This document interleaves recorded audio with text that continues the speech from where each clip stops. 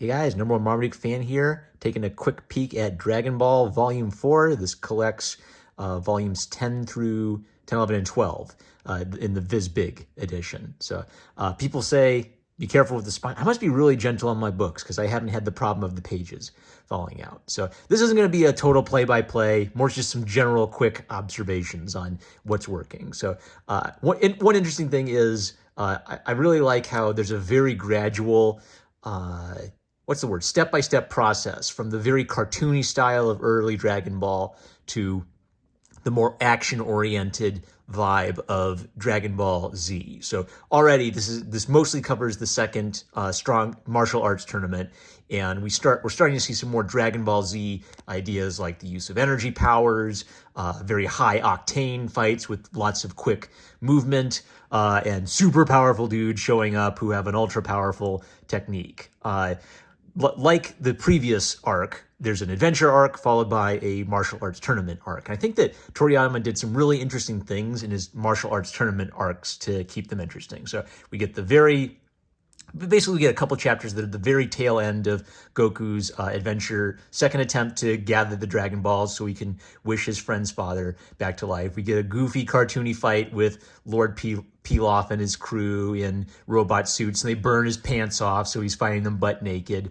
After his friend's father is restored, Goku goes to train for 3 years. So I'm guessing he's supposed to be 15 now and only a scooch taller. So one interesting thing we start to notice is Krillin and Yamcha specifically becoming inspired by Goku to become excellent martial artists themselves. And so throughout the martial arts tournament, it's underscored that Yamcha has grown much stronger. Krillin has grown much stronger. We get goofy appearances by someone who's clearly supposed to be Andre the Giant and a sumo wrestler. But like the previous martial arts tournament, there's always one focus through thread. In the first martial arts tournament, Master Roshi disguising himself as Jackie Chun with a goofy wig was the main through thread. He wanted to make sure that his students didn't win the Strongest Under the Heavens tournament so that they wouldn't get arrogant and full of themselves and stop trying to improve. So of course, Goku and the gang just make fools out of all of these great martial artists. There's some interesting things like Goku, I don't know, burping or just blowing really hard in order to pause his motion in midair. So there's still instances of goofy cartoon physics where they almost behave like, Bugs Bunny cartoon characters. But in the more serious fights, things tend to get more serious, and there's less goofy cartoon physics and more high octane super magic martial arts emphasis. So the students of the Crane School what are the names? Chaozu and Tien Shinhan, and they seem to have magic powers, and they're led by an evil old master who's the rival of Master Roshi. So in the first fight between Yamcha and Tien Shinhan, we see how much Yamcha's grown. He has taught himself the Kamehameha, and he does a respectable job, but he takes the L hard. So one kind of nice thing about this era is Yamcha and Krillin are being used well narratively. It's sort of like they're chasing after Goku. They're not as strong as Goku, but they're impressive, and so when they're defeated, it establishes just how powerful these villains are. But if you know Dragon Ball Z, you know this is the start of a long, slow, painful time of Yamcha continually getting bodied. But he does do a respectable job in this fight. And one nice thing it emphasizes is at this point in the story, Tien Shinhan has no honor. He knocks out Yamcha and then breaks his leg pointlessly, and this makes Goku furious because Goku is an innocent and sweet soul, and that kind of needless cruelty really gets under his craw. There's a goofy, silly fight between Master Roshi and the Man Wolf, who's ticked at him for destroying the moon because now he's stuck as a werewolf. And look at this great out of context Dragon Ball panel. It's so silly. Krillin, once Goku's rival, now he's not keeping up with him in terms of martial arts prowess, but Krillin is still smarter than Goku. He's able to use his head in battle, and he's not as innocent as Goku, so he's willing to be tricky and fight dirty if necessary to win. So Chaozu's a little weirdo. Chaozu has unfair, super magic martial arts powers. So Krillin's at the disadvantage. So Krillin has to do some quick thinking. He, asks Chaozu to do some math to just sort of throw him off his game. Krillin's Kamehameha isn't strong enough to face off against Chaozu's super magic Dodonpa attack. So Krillin has to do one. He has to come up with. It's so simple, it's dumb, but it's brilliant. So Krillin's super magic power isn't as powerful as Chaozu's super magic power. So what does Krillin do? He jumps out of the way and at the last minute fires his blast when Chaozu's least expecting it. So positionality, like in real martial arts, your position and your surroundings are important. You have to be aware of where you are. Krillin's bright, and so he's aware of where he is, and he thinks a couple steps ahead. What's neat is Krillin's kind of an underdog at this point. If Goku's always you're pretty confident that Goku's stronger or maybe nearly as strong as anybody he meets, with the exception of the new villain who's got to show up and beat Goku to show how powerful they are. Krillin is always kind of behind the 8 ball, but using his smarts to stay ahead. So there's kind of like this hope that we're going to see all of these characters working together and sort of see how their different skill levels and different abilities make these different fights interesting.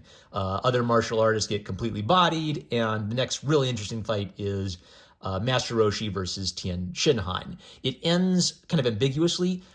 Tien Shinhan doesn't beat Master Roshi, but Master Roshi basically concludes that the whole reason I'm in this tournament is because I want to see the rising generation of fighters. So when I saw how strong you are, he becomes confident that there are some good martial artists coming up in the next generation. So Master Roshi just sort of basically just throws the fight because he's happy with what he sees.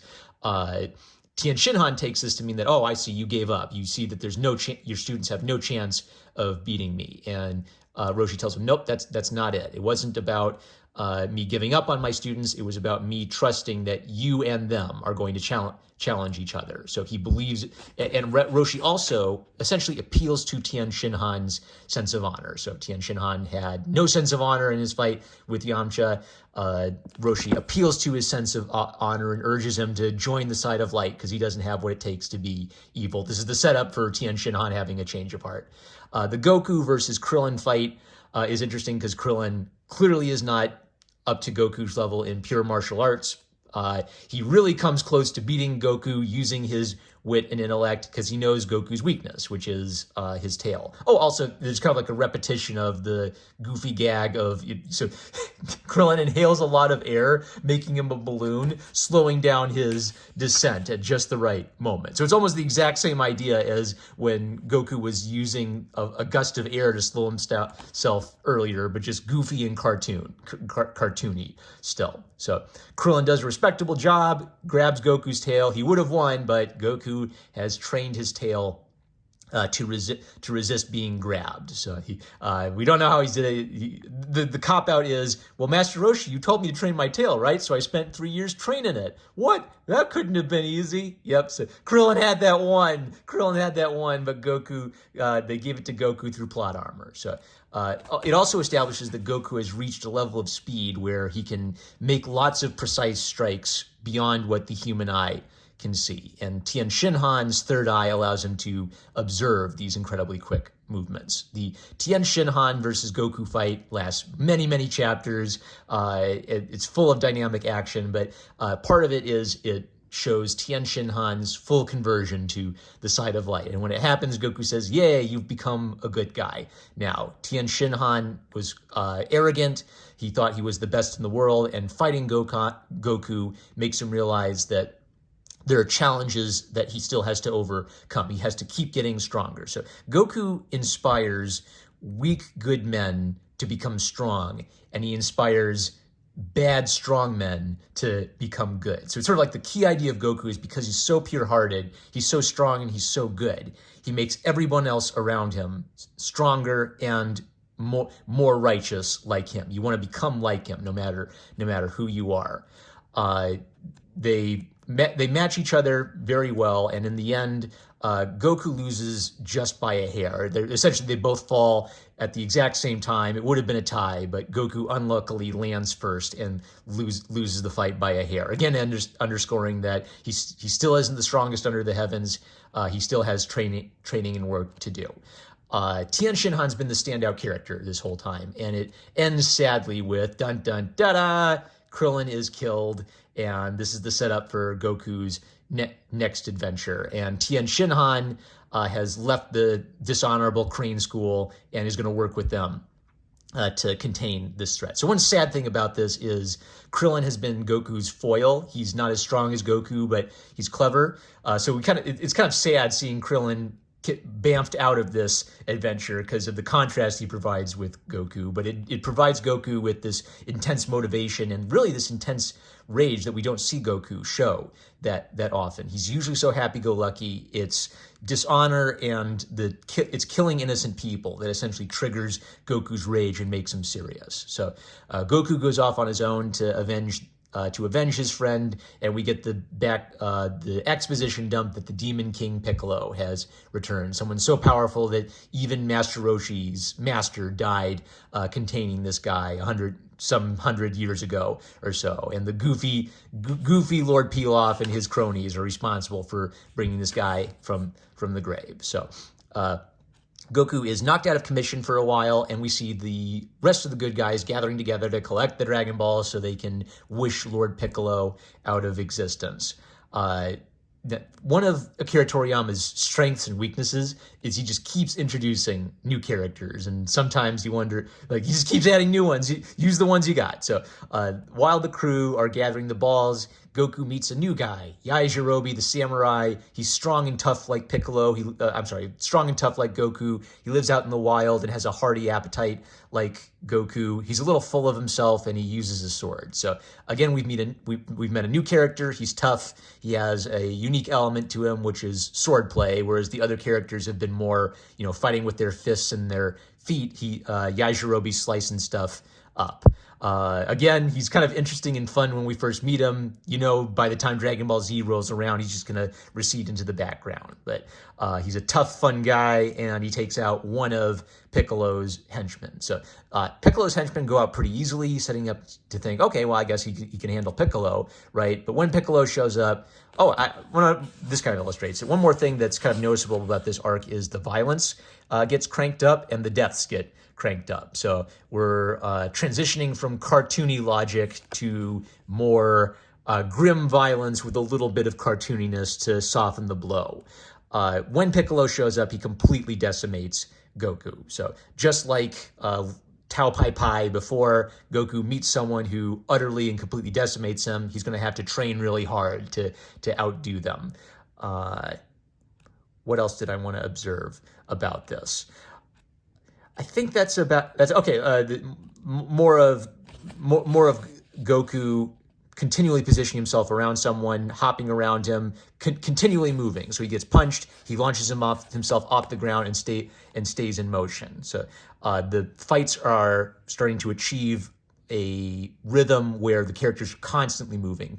There's constant motion until someone is utterly decimated and left for dead.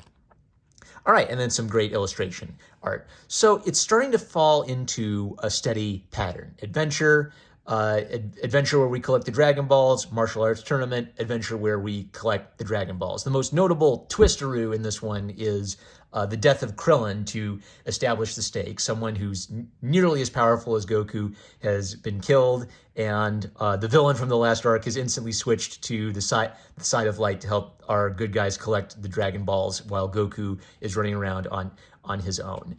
I really like the angle of Tien Shinhan's redemption, and I like the angle of Master Roshi having a rival. So one of the best elements of it is the characters following in Goku's footsteps because they're inspired by him. So it's still great. It's still a classic. No other thoughts. We're going to leave it there because I don't want to bloviate and repeat myself. That's it. Love you guys. Catch you later.